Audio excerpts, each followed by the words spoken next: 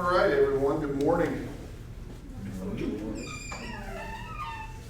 We've got a couple of guests coming in today. The first is from Study Abroad, so let's put our devices away and give her our full attention.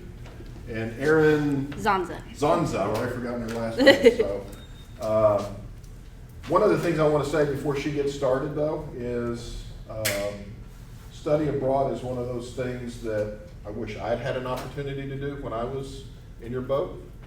It's an excellent opportunity. My oldest daughter has done Study Abroad. My youngest daughter is thinking about Study Abroad. I think it is a life-changing experience for many students. And so while it's not an opportunity everybody can take advantage of, if you can make it happen, we've got an entire office in Study Abroad that's there to help you make that a reality if you really want to do it. And in chemistry, your curriculum is so layered that you really need to get started early thinking about Study Abroad if it's something you want to do, because it's not easy to do at just the last minute, because you got a lot of prerequisite courses and things that we have to make sure you get taken care of. But I can tell you that I've helped students with Study Abroad in the past when I was advising. It is possible in chemistry. Just get with your advisor early. So I'll turn it over to you, Erin, and you all enjoy and ask questions as you have them. good morning. I couldn't have said any of that better myself. My name is Erin, and I'm in the International Building, where the big red phone booth is.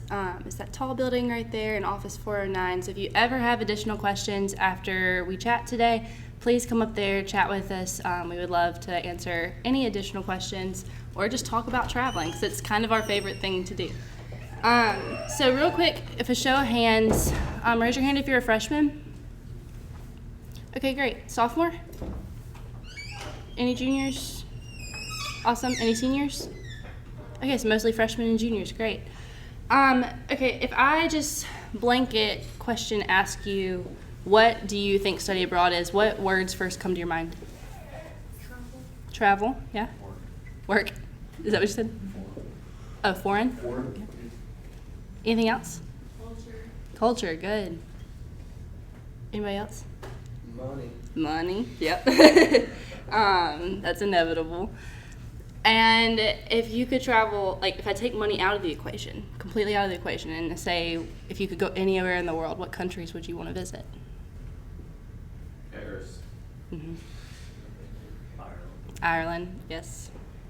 Anybody else have like a dream location? Brazil. Mm-hmm. Nobody else? You want to stay in Hattiesburg, Mississippi forever? All right. So I have gotten to travel to both Paris and Ireland with Study Abroad, and I would love to go to Brazil eventually. But we like to say that Study Abroad is earning USM credits while traveling the world and having your financial aid pay for it.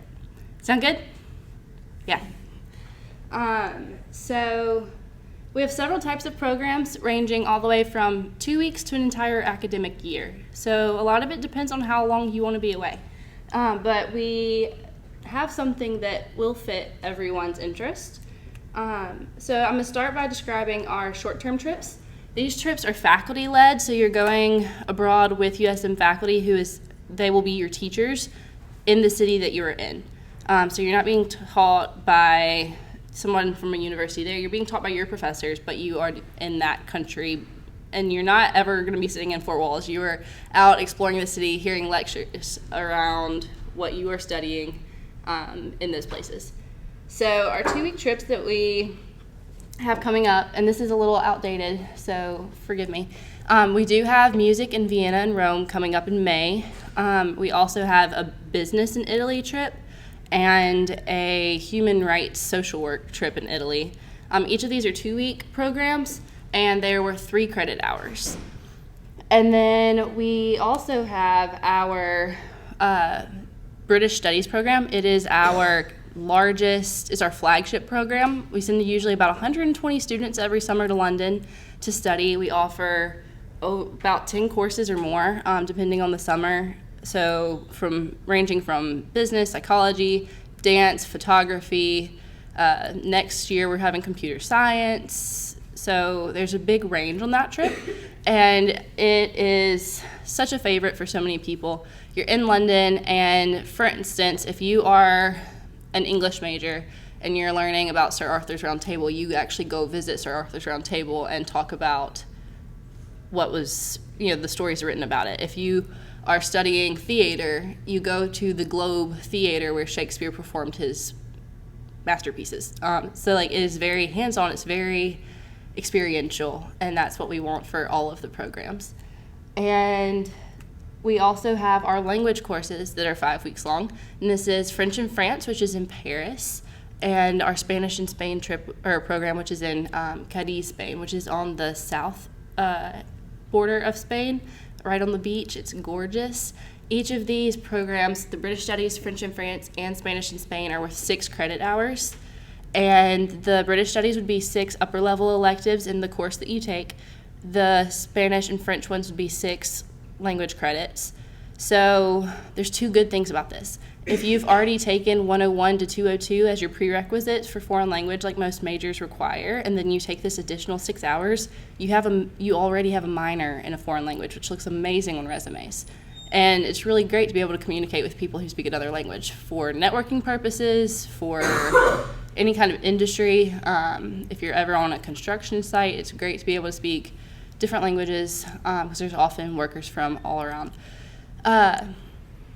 Our summer trips are great because they don't interfere with programs that, like chemistry, where things are very layered. So it's a good way to get to study abroad without interfering with some of those courses that if you miss a semester, it puts you another year waiting to take that class again. So just keep that in mind. Our summer trips are a really great way to still get to study abroad.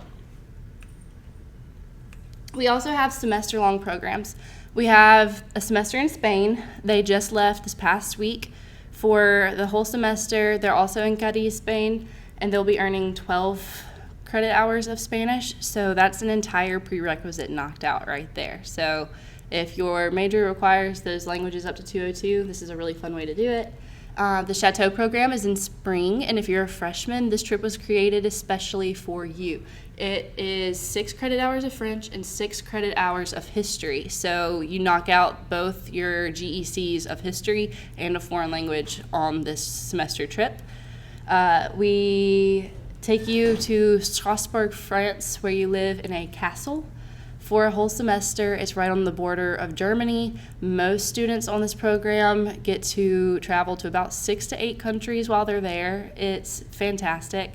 And the professors that go, Madame Roland and Dr. Lapierre, Madame Roland is from France. She knows the area like the back of her hand. And Dr. Lapierre is a specialist on Prussian history, which, if you know kind of anything about the Germany area, it used to be Prussia and all that stuff. So anyway, he's an expert on the area, and it's going to be a really great program this spring. The deadline does close November 1st, so if you are interested, this is something you need to jump on now. And like we were saying, the earlier you travel abroad, the better if you do have a program that sticks to a pretty strict schedule as far as your degree progress. We also have student teaching abroad, so if anyone's going into licensure, it's possible to do your student teaching in another country, which is really cool.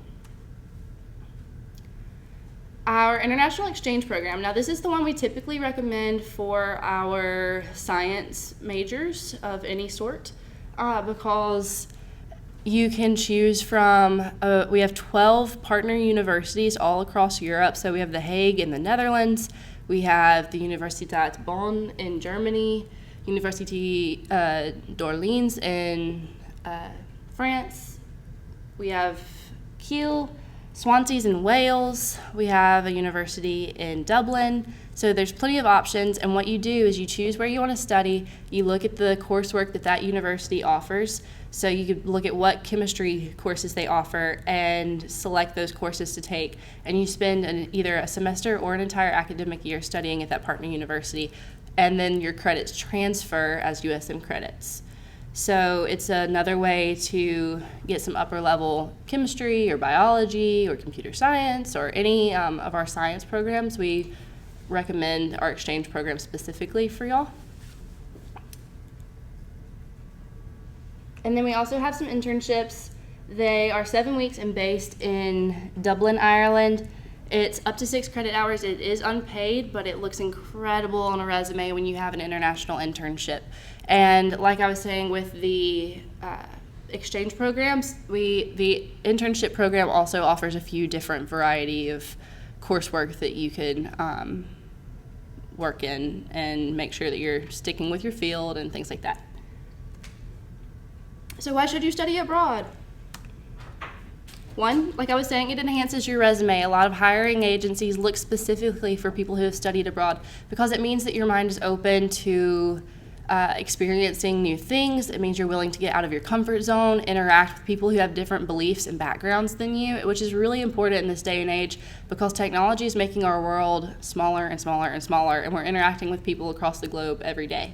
So having study abroad on your resume can really make you stand out when somebody's going through 1,000 resumes for one position. You're also earning USM credit. So a big myth about study abroad is that if you study abroad, it's going to put you behind. And that is something we don't want you to think. We want you to think that this enhances your experience on campus, it enhances your degree progress, and our goal is that it contributes to your diploma. So if you're worried about falling behind, we would like to help you find options that make that not the case. You're learning a new language if you choose to do so, and being completely immersed in it is the absolute best way to do so. When I was in France with the French in France program as an undergrad, I got a sinus infection because they have different plants than we do, and pollen and stuff. And I actually had to go in a pharmacy and tell her my symptoms and get medicine, and she told me how to take it in French. And I walked out and had not spoken a lick of English and somehow knew exactly how much medicine to take, which is important. So if you are interested in learning another language, this is the best way to do it because you are all in. There's no option. You expose yourself to a new culture. Somebody said culture when I was asking you about study abroad earlier, and that's one of our biggest points. It's so amazing how much your mind will open to different ideas, possibilities, perspectives when you study abroad. Even London, even though you're thinking, oh, they speak English, it can't be that different. There is still a different culture, a different way of life, and you'll notice it the longer you spend time there. And this is cliche, I know, but you make new and lifelong friends. You're spending every day, all day with these people, so it's kind of inevitable that some of them are going to become really great friends of yours. And when you're experiencing something so new and different, you kind of tend to stick together, and some really great friendships are formed. This past week, I went and played trivia downtown with 3 people that I met on the Paris program that I went on, and that was 3 or 4 years ago, and we're still purposely meeting up. So I know you're thinking, oh no, whatever, that's cliche, but really, you do. And you travel the world, which is what I would do all day, every day, if I could. When's the best time to study abroad? Anybody know? It's a trick question. Anytime. Anytime is the best time to go. Whether you're a freshman or a graduate student, we have a program for you and can make sure that you get to go. So like I was saying with freshmen, if you have a rigid program that you're sticking to throughout undergrad, the earlier you study abroad might be the better. But if you're planning to do an exchange, we often recommend it junior year. That way you're back senior year to make sure you can cover anything that you still need to get done before you graduate. But if you're a senior and you decide to study abroad and you're graduating in May and you want to study abroad in the summer, you still walk in May and you just get your diploma in August. And there's really not much of a difference other than when they mail you your diploma. So never think that it's too late. There's always an opportunity. And the next question is how? How do you study abroad? If you listen to this and you're like, yeah, that sounds really interesting, you can make an appointment with me for just general advising, and we can talk about all the possibilities. Or if one of these programs really struck your fancy and you're like, yeah, I want to do British studies, we have a British studies specialist or an exchange specialist, and we can get you an appointment with them to get you started and on your way. And financial aid. This is the big one because money's some money, and yes, it does cost money to study abroad. But your scholarships, grants, loans, FAFSA, any financial aid you have all apply to these programs. So if it applies to your tuition and courses here, during the time that you're studying abroad, it applies there. And you also get in-state tuition when you study abroad. So if you're paying out-of-state tuition, that's not the case when you go abroad. You're paying in-state no matter what. So that $1,000 is knocked off. And you're never going to pay the tuition of the university that you're going to. Like if you did an exchange program, you're not paying the tuition of the Université d'Orléans. You're paying U.S. and in-state tuition, which is great. We also offer scholarships specifically for studying abroad. Two of the big ones that we offer are the Fulbright Scholarship and the Gilman Scholarship. If you're Pell Grant eligible, the Gilman Scholarship is open to you, and it can cover up to $5,000 of your trip, of your program. So this is a really amazing scholarship that enables a lot of people to go. It is nationally competitive, but we have Scott Gilchrist on campus is kind of our guru, and he helps students tailor their essays, and we have a really good track record of getting this scholarship for our students.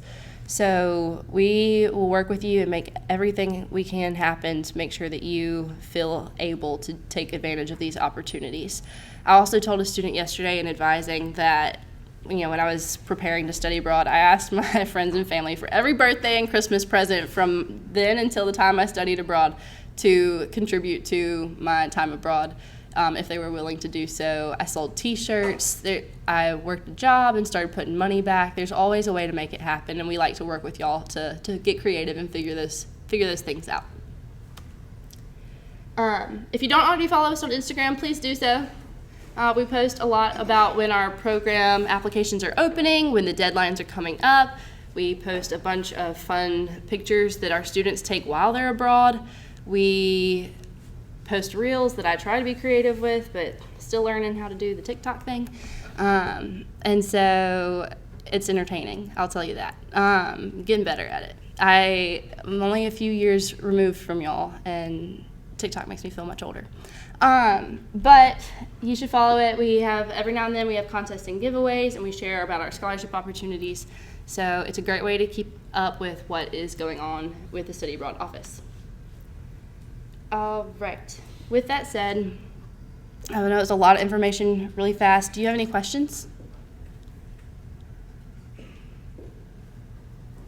Yeah. Have people done research whenever they've done research at colleges whenever they did do an exchange program, or did they mainly just focus on their studies? That's a great question. We have had students conduct research, especially if they're preparing for an honors thesis or just a regular thesis in general. We have scholarships that are specifically for research, so if you are going to be conducting research abroad, those scholarships would be possibilities. So it's a great way to conduct research on something that you wouldn't get to study in the U.S. I was an anthropology undergrad, and I was going to do my thesis originally on a French archaeologist and her research. And I didn't have the opportunity while I was in France to go because I had changed my thesis topic at that point. But that was my original plan, was to do so. So yes, it is definitely an option to do your research abroad. Any other questions? Yeah. Just to clarify, so if you have a scholarship that covers tuition and you go study abroad for a semester, would it also cover that tuition?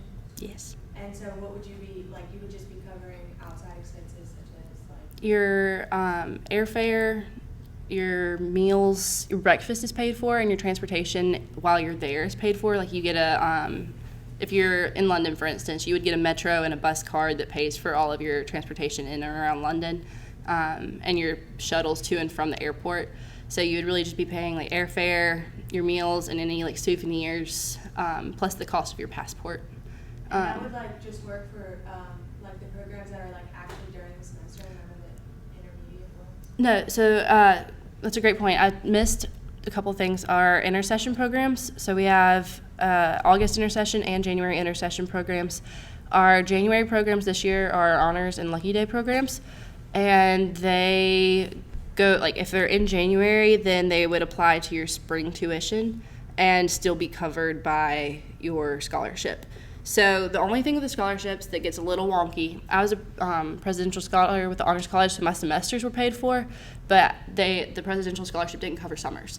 So when I studied abroad in the summer, I used my refund from the semester before, and took out a little bit of a FAFSA because I hadn't had to use any at that point, since I had the scholarship. But if you study abroad during the semesters that your scholarship applies to, then yeah, it applies to your tuition. And any meal and housing costs that you would pay for here, we take that money and we give it back to you to go towards your program. Anything else? I will say right now, I just looked up the euro-dollar exchange. It's pretty favorable. Yes. If you want to study in Europe, It was not as favorable when I was there. it's about 1-to-1 right now. So if you're thinking about exchanging your euro or your dollars for euros to travel, right now is a good time. It's a great time. It was almost 3-to-1 when I was there. Yeah, exchange rate matters. So when I went to Germany a few years ago, it was a little higher. Mm-hmm. Bought a lot fewer euros for my bucks. I just want to make one point, because we've got another guest that we need to get to, but we're going to talk about participation, the activities participation assignments today. One of the things that you can count for activities participation is anything that Study Abroad does in terms of, do you all have any events? We do. Or if you schedule a meeting with Erin to go talk to her about Study Abroad, I will count that as one of your campus activities participation activities. So just to keep that in mind, it's one of the few that you'd be able to make it work with your schedule, because she takes appointments. So a lot of other activities on campus are fixed date and time. So keep that in mind. And even if you're really not thinking about it right now, right? It's not even really at the go talk to her and have a conversation. It might change your mind, might give you an opportunity that looking back on it a few years after you graduate, it might be one of the most fond memories that you have of college. Absolutely. And if anything, I can just tell you funny stories that happened while I was over there. Thank you, Erin. Appreciate Absolutely. it so much. Appreciate y'all's time. Let's give her a round of applause. Y'all have a great morning. Thank you so much.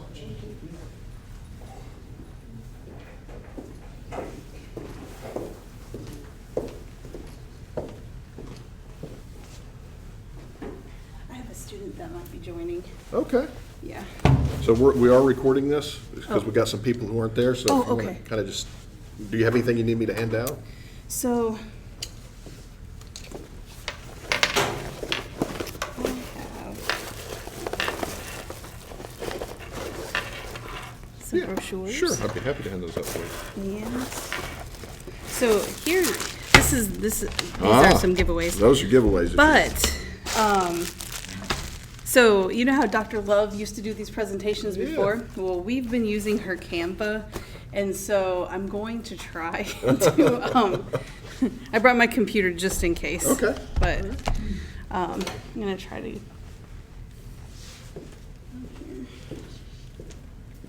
So Dwayne is with the McNair Scholars Program.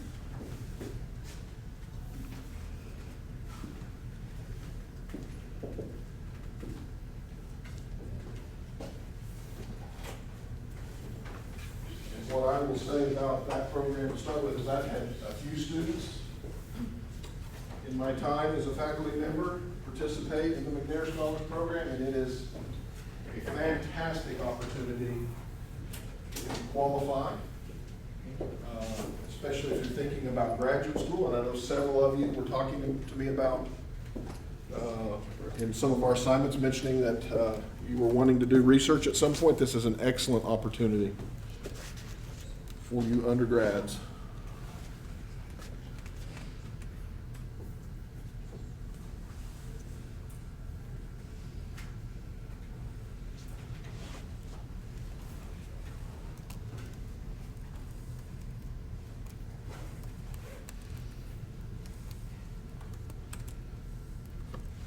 Uh-oh. Yeah. Well, you know, this is when you become so reliant on your computer remembering everything. And the bad thing about the Canva situation, like we're getting our own Canva, but the difficult thing is that if we want to log into Jessica's Canva, if we're on a different computer, it makes her have to send me a code. What do you want to use your computer? We can throw it on. I think that might be the easiest Okay. thing to do. Okay. Yeah. We'll keep recording on this one, but I'll Perfect. just turn it over on the, Yeah, Shelby's working hard to get us, but they have a weird tax exempt situation, so. so you know where's the, Should right be- there? Yeah. All right, let's see if we can get that plugged in there. There you go. All right, perfect. Sorry about that.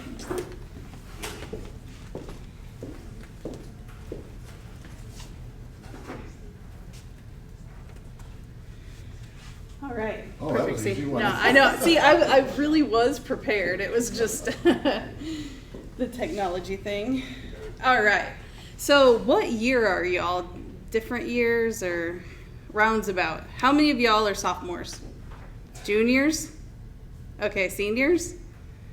Okay, great. So, actually, the group, the audience that I really want to pay attention are juniors and sophomores in particular. But first, how many of y'all have thought about your career plans? Okay, good. A lot of y'all. How many of you have thought about continuing education after your bachelor's degree? Awesome. Okay. If you haven't, there's some really good reasons why you should start thinking about it. So professionals with doctorate degrees earn the highest median weekly salary. They have the lowest unemployment rate. A lot of fast evolving workforces require further education, and a lot of different PhD things that you can see here. You can see that anthropology, sociology, chemistry, all of these things, PhDs are a great asset in these fields. And these are just a few fields. There's an extensive amount. And so how many of you have heard about McNair? Oh wow, okay, great. So this is fresh and new. All right, so we are the McNair Scholars Program. We consider ourselves to be activism in the academy because the goal of our program is to increase the number of PhDs for underrepresented populations and first gen, income eligible, and we'll talk a little bit more about these categories and eligibility coming up. So our program is based off of Ronald E. McNair, who was a NASA physicist, and he unfortunately was on the Challenger when it exploded, and this is his legacy. This program is to honor his legacy. Now, for some of the reasons that usually students get really excited about is that we offer money to do undergraduate research. So this is not a scholarship, this is a stipend. This money goes to you. So $4,200, plus if you want to think about the added value of this, you get free GRE prep, test waivers. How many of y'all have ever thought about taking the GRE and actually looked up the cost of it? It's pretty expensive. It's like I don't even know what the most recent ones are, but when I took it not too long ago, it was $175. And so if you take it more than one time, you know, you're starting to look at some pretty big money here. So we do waivers for that. We also have traveling opportunities. So we took our students just this past summer to the University of Alabama, and they were able to visit people in their program that they were interested in going in. And we also went to Jackson State. We had a virtual tour with Ole Miss. So we do get to go and check out different schools. We also have a lot of professional and career development workshops, and these really help students think about, am I going to have to take a loan? What does a GA position look like? How do I get a GA? And the good thing about McNair is there are a lot of different schools that have McNair fellowships. So if you want to go there, there are schools that will pay for our McNair scholars all of their tuition, which is really great. We have one-on-one research with a faculty mentor. So if one of you were interested in working with a current professor that you know on some research, this is a great opportunity because you get paid for it. And if you're in honors college or any of that, it can double with this program. So you can basically be paid to do your honors college research. You get graduate experience and preparation. We do symposium in the fall, which means that you start the program in the spring, and in the summer you have to take a summer course, but in the fall you get to present your research at a symposium with other McNair scholars. And this year our cohort got so tight together that this last piece on social support and networking opportunities, it was a real great experience and a real good bonding experience for our students. They had a great time. I wish Damien was with me right now because he would have more to tell you about this. And Chandler was calling me, so she's probably confused about where he needs to be, but it's all right. All right, so now on to eligibility. The requirements to be in McNair are that you have to have at least 60 credit hours, a 3.0 GPA, and be pursuing your first bachelor's degree. Also, you have to be a U.S. citizen, permanent U.S. resident, or attempting to establish residency. And then here's where we come to the different dichotomy. So you can either be from an income eligible household, and if you have Pell eligibility, then you will probably likely qualify, but there's a lot of other ways. So don't let this deter you from applying. I always say apply first and we'll see what we're working with and then go from there. And then also you have to be income eligible and a first generation college student. So that means that neither of your parents have received a 4-year degree. And if you lived with just your mother and your father received his 4-year degree, but it wasn't part of your growing up situation, then you still would qualify as first gen. So if you have questions about that, you can come and talk to us or send me an email anytime and we can go over that. Or you could be a member of a group underrepresented in graduate education, defined by the U.S. Department of Education, or a student underrepresented in certain academic disciplines. For example, women in STEM. So again, some of these lines are really blurry, and so I always tell students, again, if you think you may qualify and you want to apply, just let me know, because I can look these up. So if there's like a major that has a low representation of a certain group, the U.S. Department of Ed has a website that I can check these things and get you in that way. And the biggest reason to join our program is that you want to get a PhD. So if you see a PhD in your future and you're very motivated to go along this track, then this is a great program for you, because we get judged on how many PhDs that we produce within a 10-year period. And so as long as we produce 20% of our students getting PhDs, we're able to get refunded. And we just got refunded for this 5 years, so our McNair scholars have done a great job in the past. All right, so I'm sure you're thinking, what do I need to apply? You keep talking about an application. What do I need to do? Well, the McNair application is online. It is on our website. You can just Google Trio McNair and get yourself there, and you will be guided to our application. We do require a 4-page maximum writing sample. This is just so that we can, kind of gauge how serious you are, what your writing style looks like, if you're ready for the program, especially if you're a sophomore level, because we want this mainly to be for juniors, because we have more control of seeing them through to graduation. But if sophomores join, then they have that junior year and that senior year. And so we try to prioritize juniors first. But if there's a super motivated sophomore that's like, hey, check me out, I want to do this, I need to get going, then we also look at you. Letters of recommendation from an instructor or faculty member, a 500 to 800 word statement of purpose about your educational and career goals, a PDF copy of your most recent FAFSA student aid report, and a copy of your 2021 tax return. So if you have trouble getting any of these things, also just let us know. Fill out the application the best that you can, and we can talk later, because I know that the tax return has been an issue for some students. They're like, I want to apply, but I don't know if I can get this from my parents in time. We can work with you. Any questions about the application material? All right. So the application deadline, it is coming up. The reason that we have the application so early is because in November, late October, November, that's when we want to secure who is going to be our next cohort of McNair Scholars. The program starts in January, and so we like to have our group up and ready to go at this point. All right. And that is, I want to think, the end here. Do you all have any questions about the McNair program? All right. Let me just tell you real quick. So I had a McNair scholar that did research with me a few years ago. Her name was Christina.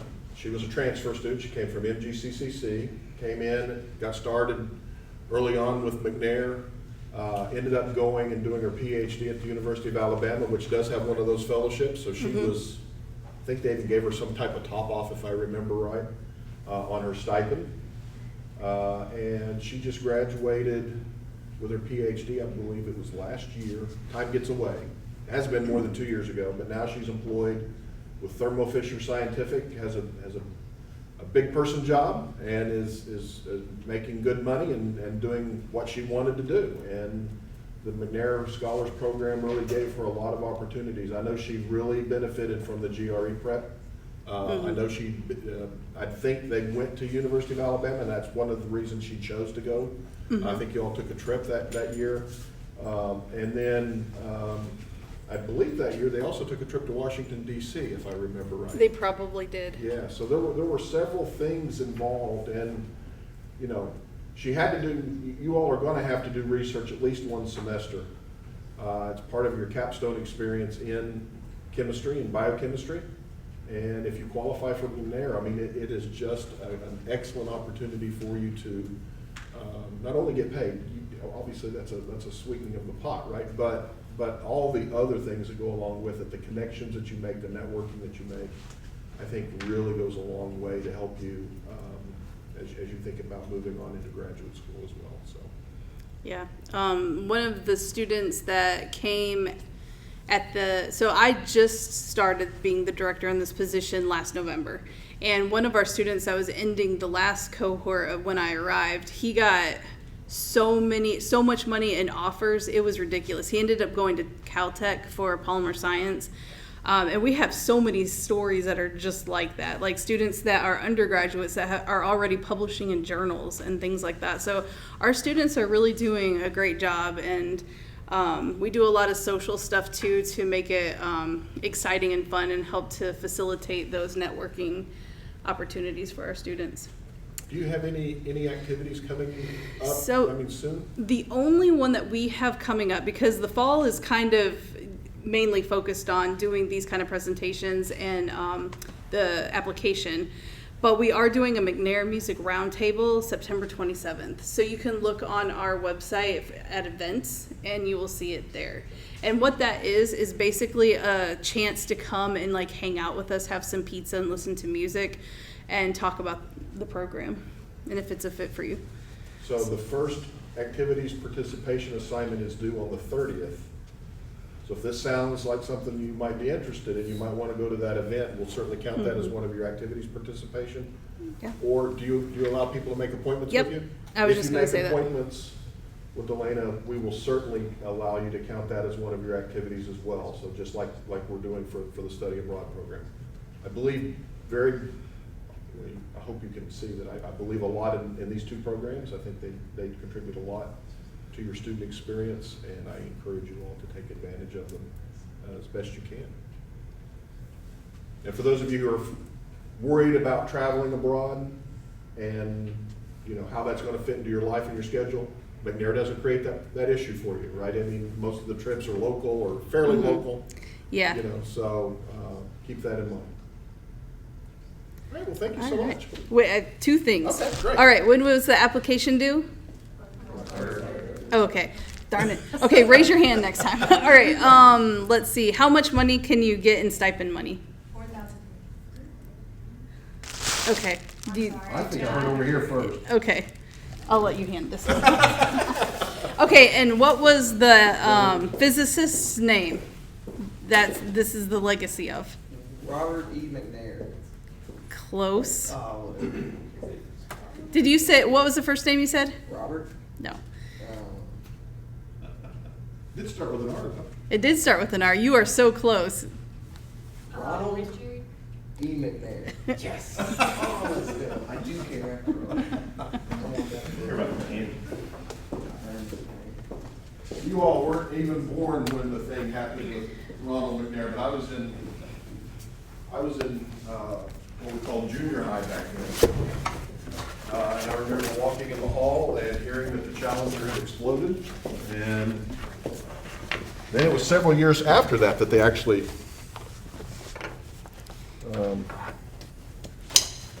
developed the Ronald McNair program. It was Yeah, it was. quite a few years later, right? Yeah. We've had it here since '99, and I want to think that I don't think that we're a legacy, but it was close to, it was a later program for sure. Yeah, it was definitely a decade after his passing. It's not mine. Okay. Yep, so. Perfect. All right, well, thank you so All right, much for thank coming. you. Appreciate it. Let's give her a round of applause.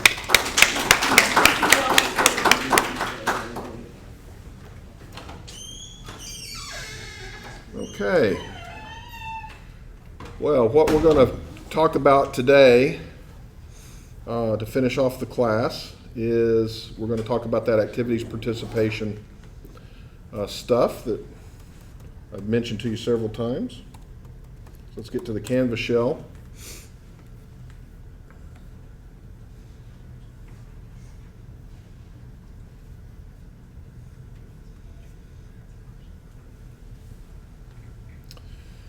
All right, so there were a couple of things that I put in the shell that we're not going to talk about today, and that is the video on the power of yet. Again, it's another thing, self-help kind of thing from Carolyn Dweck, very similar to the mindset stuff. Same person.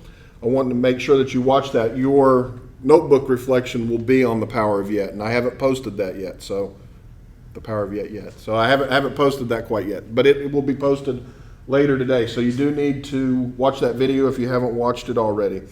I've also given you a couple of links to things that can kind of help you find things on campus. It can be a challenge sometimes to find things on campus to do, but one of the things that you can do is start with these. And so Honors College offers this university form speaker schedule. And what I want to point out here is even though it's hosted by the Honors College and honors students are required to do it, it's free and open to the public. You are all welcome to go to these talks that are, that they're bringing in from the outside. So you can sign up for email reminders right there and get information about when upcoming lectures are. Unfortunately, there's not too many before the first assignment is due. However, the second assignment, which will be due at the end of October, second participation activities will be, you'll have more of these. So on September the 13th, there will be G. Willow Wilson talking about religious diversity and mass culture. So if you want to, you could go to that talk and hear something about it. Now these are in Bennett Auditorium. Do you all know where Bennett Auditorium is? Okay, it's the building just north of the Dome. It's kind of a theater style auditorium, holds a lot of people. The reason these are held in those areas is because they anticipate huge turnouts. So if you go to these, you'll find people not only from the Honors College, but just from the community in general. Quite frequently, just regular citizens from the Hattiesburg area will come and listen to a variety of these speakers as well. And then in October, again, these would be more for like the second round of the assignment. Somebody talking on honor, morality, and revolution. And basically that would be it. But there's others as well. Somebody talking about congressional policy making. So, a lot of opportunities for you all to enrich your educational experience at no cost to you, other than your time, right? I mean, there's no fee for any of these, so that's a good thing. You can also find some information at the Leadership and Student Involvement webpage. So if you go to that, you'll be able to find information there for this, and links to the Student Miss Activities Council. And there's different resources, leadership opportunities, student involvement. You can find a lot of information on this page as well. So as you're thinking about those types of things, keep that in mind. So if we go back to the module, this activities verification form is what you're going to have to complete for this particular assignment. See if it pops up. Okay, there it is. So you have a page that is devoted to your name, your signature, your ID number. Read that note. You know, I expect you to be honest, right? If I find out that you're not honest, that's a bad thing, right? So don't falsify any of this information. Make sure that you go and attend something. You're going to put the activity title, the date, the time. You're going to give me what the activity was. You can do academic or cultural activities. In the assignment, I tell you a little bit about what those are. So an academic activity would be going to the McNair event. That would be going to the study abroad. That would be going to any of those forum lectures. You can also attend any academic seminar on campus would be an example. So chemistry every Friday, just about every Friday, we have a seminar series. You could come to that and count that. In fact, this Friday, I'll post that later. This Friday, Dr. Rangachari is talking. He's a biochemist, and he's talking about his work, and he's involved in Alzheimer's. I know somebody in here had mentioned that they were interested in that type of work. So you could go to that talk this Friday, listen to what Dr. Rangachari has to say about his work over the last decade that he's been here or so. I don't really know the timeline anymore. And that could count as your activity as well. So we have one of those in chemistry just about every Friday that you could attend as well. Know if you go to some seminars like that, you're going to go into those seminars and you're not going to know a whole lot about what's being said. I mean, and that's okay. You're starting to immerse yourself in that. You can also do cultural activities. So I count if you want to go to a USM-sponsored concert or USM-sponsored production from the theater department. If you go to a USM-sponsored art show, something like that, we would consider that a cultural experience, and that would certainly count. What don't I count? I don't count going to your fraternity or sorority parties or anything like that, okay? I don't count going to a thing that the Honors College, it requires you to go to outside of the forum. So if they require you to go to an activity for their class, I won't count that. But certainly the forum will count because that's open to the public. The idea here is to help you broaden your experience, to help you broaden your stuff here. So you'll always need to print this out and take it with you, fill this out, print it out, take it with you, because whoever is sponsoring the event needs to sign off on it when you get ready to return it. You'll also have to remember you're going to write a brief reflection and description of the activity. I'm looking for about half a page, not a whole lot, double-spaced, half a page, double-spaced, 12-point kind of font. You'll attach it to this. You'll either scan it and make a PDF out of it, or you will take a picture of it as a JPEG, and you'll attach it to the assignment and turn it in. The assignment's due September the 30th, and so that's where that's at. So you're going to do 2 of these throughout the semester. So start thinking about what you want to do. Yes, ma'am. I was wondering if you can do both of them before the 30th.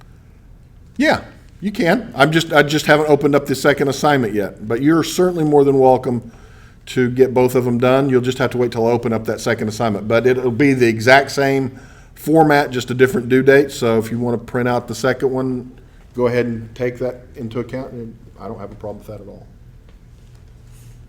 Any other questions? Yeah. Where are the chemistry seminars held? Chemistry seminars are held in this building, room 106, just on the other side of the elevators. Yeah. Could workshops possibly count or not? A workshop could count. What kind of workshop are you talking about? Pre-professional? Absolutely, yeah, I would count something like that. That would be an academic. So if you're going to the pre-professional advisement, or not the advisement, but the pre-professional office workshops, yeah, I would certainly count that. Anything else? I want you to get as much out of your educational experience here as you possibly can in getting that started. There's a couple of things that we know. We know that students who do get involved in things that we call experiential learning opportunities, whether they be in class or outside of class, typically do better in college, typically have more meaningful experiences while they're in college. They have longer lasting friendships, and they typically go on and do better in postgraduate study. So graduate school, medical school, dental school, they typically are happier in their jobs. We know all of these things. We've done, and I say we, higher ed has done a lot of research on this for many, many years. And it's one of the things that I really did miss out on when I was an undergraduate. I was a transfer student. I felt like I had 2 freshman years. For those of you who are transfer students, you probably understand that. I had my freshman year at the community college, and then I had my freshman year again as a junior when I went to the University of Arkansas. And so I missed out on a lot of things, in part because I was kind of introverted at the time. It was hard for me to make connections, and there really wasn't anybody out talking about activities. At that time, it was assumed you either got involved in activities or didn't, and it was your choice. And it's still your choice, but I'm trying to help you see the value of it, and I hope you do, and I hope you take advantage of it. So the next thing that you're going to see me post is we need to start planning those one-on-one meetings with me. So I will post that assignment. I'm thinking I'll probably make that first one-on-one meeting due by the first week of October. However, please understand that I can't see everybody in the last day of that. So the earlier you can do it, the better. Let's try to make sure that we schedule that out so I will post in there some days and times that I'm making myself available for those one-on-ones, and then you'll just schedule with me one of those meetings. It's going to be about 15 minutes. It's just the first one is an opportunity for you and I to get to know a little more about one another, meet, talk about how things are going so far. And then we'll have another one that'll be towards the end of October, 1st of November, where we will talk about how your advising session went, how midterms went for you, how any kind of concerns you may have thinking about going into the last stretch of the semester, so to speak. So we'll have those conversations during that second meeting as well. And both of them are going to be about 15 minutes. I just want to get to know you all one-on-one and not be strangers. And, so it's not going to take a whole lot of time, but it is going to have to be scheduled. So keep that in mind, keep an eye out for that. Any other questions? Everybody started your semester by semester guide yet? All right, I'm seeing a lot of heads doing this. I like that. That's good. Is it easier than you thought or a little more difficult? It's not difficult, it just takes a lot of time. A little tedious, but. A little tedious, yeah. But it's trying to show you how things are connected. That's very important. You have blocks, like we have blocks on these walls, but blocks themselves do not make good walls, right? You got to have something that holds them together. And how our curriculum is connected together is the glue that's holding those blocks together. So what you learn in this class, what you learn in your general chem, what you learn in your organic chem, so on and so forth, all connects together to make the curriculum. And that's really what I want you to see. This is not a open curriculum type program as some other majors are. You all have, when you finish this degree, you all will have a very common experience among all of you. And that's one of the things that we think makes this such an attractive major for so many students. You really are able to build a lot of connections and friendships. So with that, I'm going to let you go for the day. Your attendance assignment should be available to you right now in Canvas. If not, let me know. But I turned it on it's supposed to open up at 9 o'clock. It's not quite 9 yet. So it should open up at 9 o'clock. You have until 5 o'clock today to get that in, as always. And the reflection will be due by, notebook thing will be due by 5 on Friday. Have a great one.